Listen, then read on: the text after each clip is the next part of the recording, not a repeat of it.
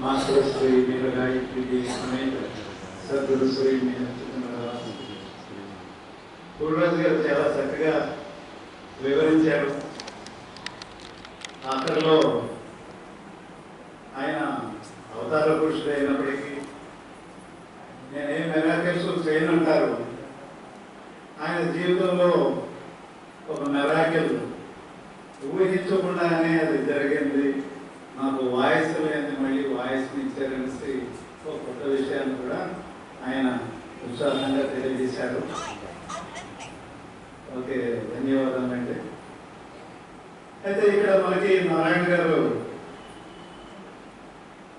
ఒక సమస్య పూరణం ఒకటి ఇచ్చారు. మనకి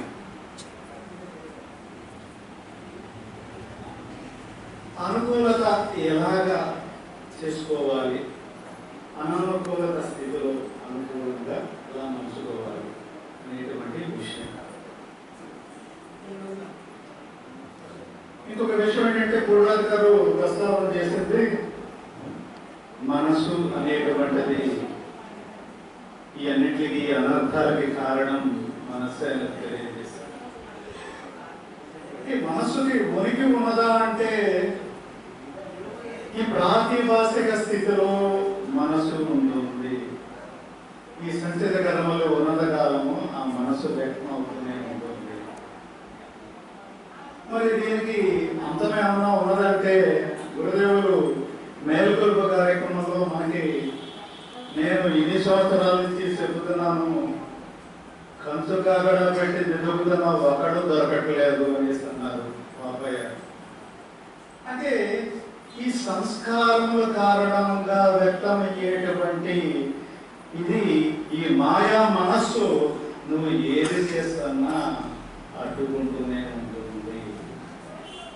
మరి ఎలా రహితం చెయ్యాలి అంటే ఆయనకి సరెండర్ అయినప్పుడే ఇది సాధ్యం అవుతుంది తప్ప లేకపోతే ఈ రకంగా సాధ్యం కాదు.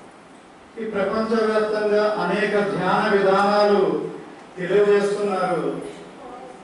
మరి ఈ మనసును కట్టడి చేసి రహితం చేసుకోవడానికి ఎక్కడన్నా మార్గం కనిపిస్తుందా అంటే ఎక్కడా కనిపించడం లేదట. దాని గురించే మెహర్ బాబా మైండ్ మస్ట్ గో అనేటువంటి వాక్యాన్ని ఇచ్చి ఈ మనసును రహితం చేసుకోవడానికి నేనిచ్చేటువంటి ధ్యానం ఒకటి ఆలంబనగా చేసుకున్నప్పుడు ఈ మనసును రహితం చేసుకుని నీ యొక్క టార్గెట్ ని రీచ్ అవ్వడానికి ఆస్కారం కలిగిస్తుంది అని తెలియజేశారు. మరి సాధన అనేటువంటిది అందరూ చేయలేనటువంటిదే, చాలా కష్టతరమైనటువంటిది. ఎందుకంటే మనస్సే మూలమైనప్పుడు ఈ మాయా మనస్సును ఛేదించి ఆ యొక్క స్థితిని మనం పొందడానికి ఇది ఎప్పుడూ ఆటంకపరుస్తూనే ఉంటుంది.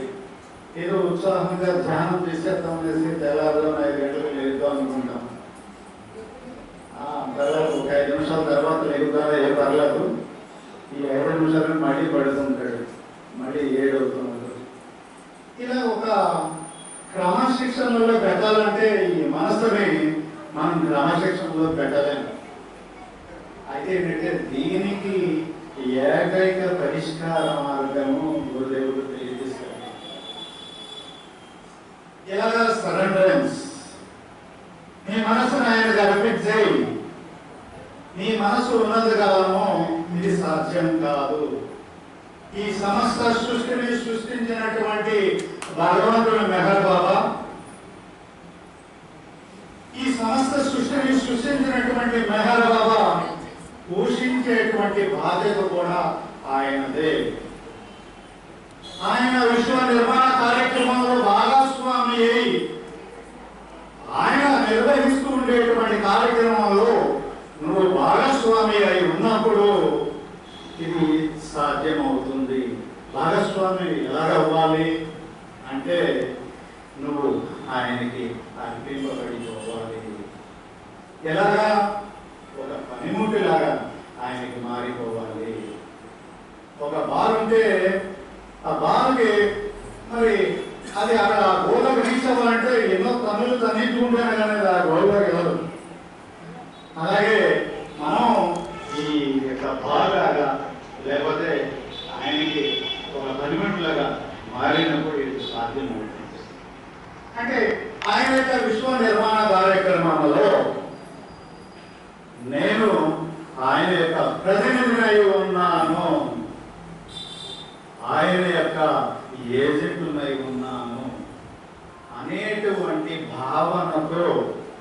నువ్వు అర్పింపబడినప్పుడు ఇది సాధ్యమవుతుంది. అక్కడ ఎక్కడ ఉందండి మనసుకి? మన పూర్వజులు గారు చెప్పినటువంటి మనసు అక్కడ వ్యక్తం అవడానికి ఆస్కారం ఉన్నదా అంటే లేనే లేదు. అంటే మనసు ఉనికి ఉంటుంది, సంస్కారం ఉంటకాలము ఉంటుంది. కానీ ఇక్కడ నువ్వు అర్పింపబడినప్పుడు ఈ మనసుకి ఉనికే లేదు. అసలు నువ్వెక్కడ ఉన్నావు? నువ్వు అర్పింపబడినప్పుడు నువ్వు అన్నది ఆయనే. ఆయనే నిర్వహిస్తున్నాడు. నా విద్యుక్త ధర్మమును ఆయనే నిర్వహిస్తున్నాడు. నా పరంగా ఆయనే నిర్వహిస్తున్నాడు.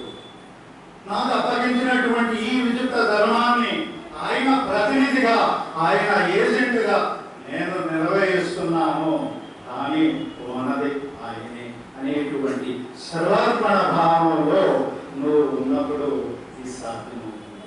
అలా కాదు పోనీ నేను ధ్యాన విధానాల్లోనే నేను సాధ్యమయ్యేటట్టు నేను చేసుకుంటాను అన్నప్పుడు మరి గురుదేవులు ధ్యానంలో తెలియజేశారు, తత్వమసి తత్వమసి తత్వమసి.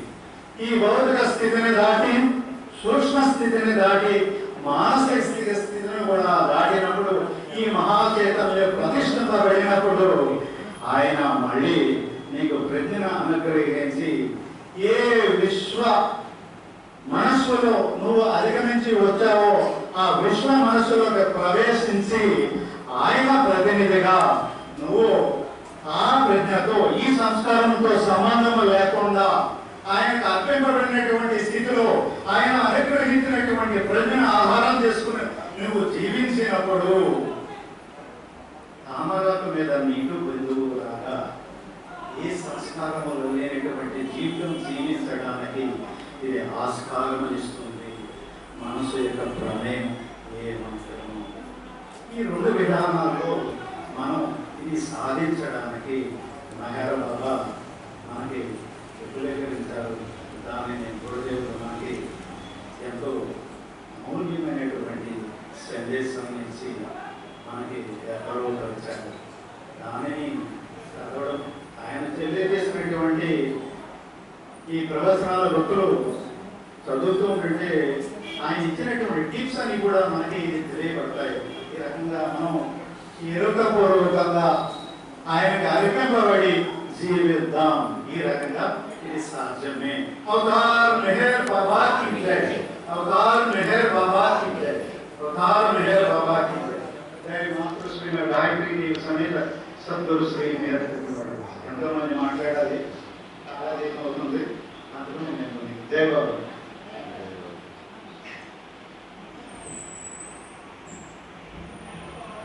జై బాబా. మెహర్ బాబా వారికి కాలస్వరూపుడు అంటారు. కాలానుగుణ్యంగా అవతరిస్తూ ఉంటారు.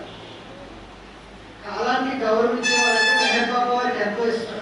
సత్యనారాయణ గారు చాలా చక్కగా ఆయన ఇచ్చిన టైం ముందులోనే ఆయన వ్యక్తపరచవలసిన విషయాన్ని చక్కగా వ్యక్తం చేస్తారు. జై బాబా. మరి ఆయన ఏం తెలియజేస్తారంటే సరెండరెన్స్ అని తెలియజేస్తారు, సర్వార్పణ అని తెలియజేస్తారు. మీరు మనస్సుని ఓడించాలన్నా, జయించాలన్నా, పక్కన పెట్టాలన్నా అది మీ తరం అవ్వదు. సర్వార్పణ అవ్వాల్సిందే. ఎవరికి?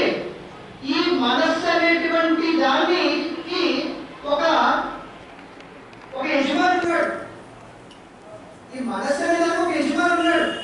ఆయన విశ్వ మనస్సుపై కిరీటం వేసుకుని కూర్చుంటాడంట యజమాని. ఆయనే సద్గురువు అని తెలియజేశారు. ఆ సద్గురువుకి మీరు సర్వార్పణ అవుతే మాత్రమే ఈ మనస్సు నుంచి, ఆట నుంచి తప్పించుకోగలరు. కానీ మీ తరము కాదు కదా, ఎవరి తరమో అవ్వదు అని చెప్పాడు. ఎందుకంటే ఈ మనసు యొక్క తాళము చెవులు ఓపెన్ చేయగలిగేటువంటి సర్వసమర్థుడు సద్గురువు. ఆయనకి మనం సర్వార్పణ అవ్వాలి. ఆయన చెప్పిన దాకా అంత విషయం ఉంది. చెప్పారు మనకి, త్వమేవ మాత పితా త్వమేవ, త్వమేవ బంధు సఖా త్వమేవ, త్వమేవ విద్య ద్రవిణం త్వమేవ, మమ దేవ దేవ. నా తల్లివి నీవే, నా తండ్రివి నీవే, నా బంధువు నీవే, నా స్నేహితుడివి నీవే, నా విద్య నీవే, నా ధనము నీవే, నా జ్ఞానము నీవే, మమ దేవ దేవా నేను నీ వాడనయ్యా అని సర్వార్పణ అవ్వాలి అని చెప్తున్నారు ఆయన. అది మార్గం అని చెప్తున్నారు మనందరికీ కూడా.